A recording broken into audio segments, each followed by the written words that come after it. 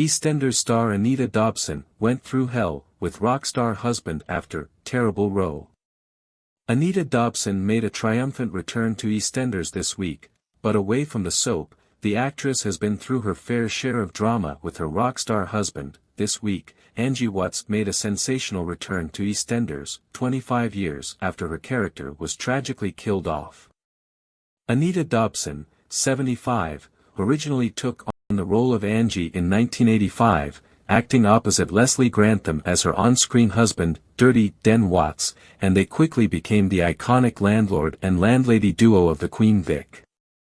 However, Anita wasn't the first actress to play Angie. She actually replaced Jean Fennell, who had started filming but felt she didn't quite gel with the role.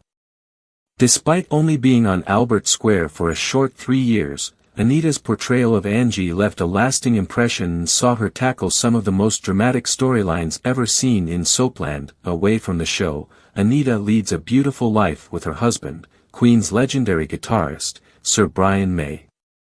The EastEnders actress first met Brian at a film preview shortly after she joined the cast of EastEnders, at a time when Brian was still married to his first wife, Chrissy, and they had 3 young children together. The revelation that he was already in a relationship when they first met left Anita heartbroken, and she admitted they went through hell. In a candid chat back in 2011, Anita opened up about her rocky romance with Brian, revealing to the Daily Mail how it all started with an invite to a Queen gig at Wembley. She was clueless about his marital status and said, "I was heart-wrenched when he told me. We had a terrible row. I was insulted. I thought, how dare you go out with me if you're married?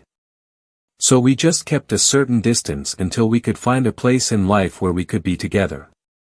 But it was hard, really hard."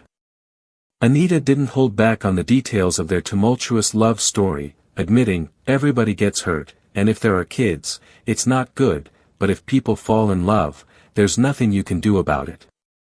Even if you separate, the ache is still there. It stops you from moving on because it's unresolved." She reflected on the tough times they faced, saying, "We went through hell, but I believe it was true love. The dust settled, and I have good relationships with his children and ex-wife." After Brian and Christine parted ways in 1988, Anita looked back on the scandal that followed and shared, "Nobody's perfect. We've all done things that we're not proud of, but, unfortunately, that became public. I didn't think I'd ever come back from it. I thought, that's it. Over. But when I walked away, I thought, you obviously love this man, and he loves you. You've spent your life running away from commitment. Maybe it's time you stood and figured out why. I just thought, we've gone through all the C***P. It's time we had the good stuff. So I said, Brian, I think I'm ready to get married." Anita, who had been engaged 4 times before Brian, finally said "I do" to him in a charming registry office ceremony in Richmond-upon-Thames in 2000. The couple jetted off to Venice for their honeymoon, a destination they make a point of revisiting every year. In 2020, Anita's quick thinking became crucial when Brian suffered a heart attack.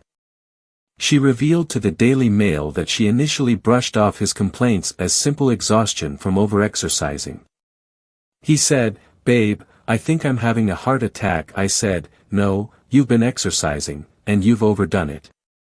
Brian later shared on BBC Morning Live how Anita literally saved his life during a tumultuous health scare that included a heart attack and severe sciatica while recovering from a gardening mishap.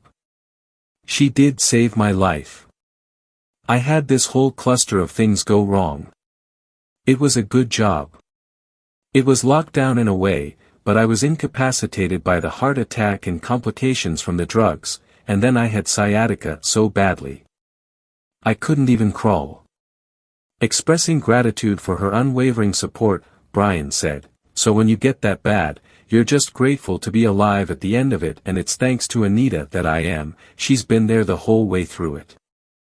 She's taken care of me and nursed me and whatever."